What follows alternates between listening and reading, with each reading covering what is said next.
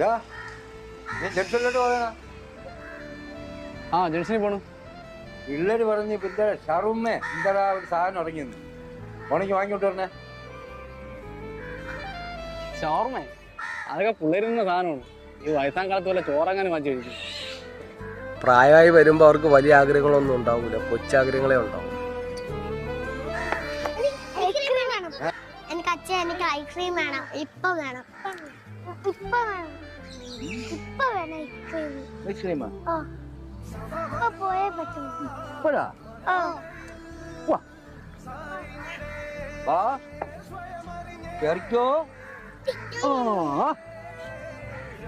അവർ എത്ര കാലം നമുക്ക് ഒപ്പം ഉണ്ടാവുന്നൊന്നും അറിഞ്ഞൂടാ. ഷവർമ്മയല്ലേ, വാ നമുക്ക് പോയി കഴിക്കാം. എത്ര കാലം ഉണ്ടായാലും ആ നിമിഷം നമുക്ക് സന്തോഷം.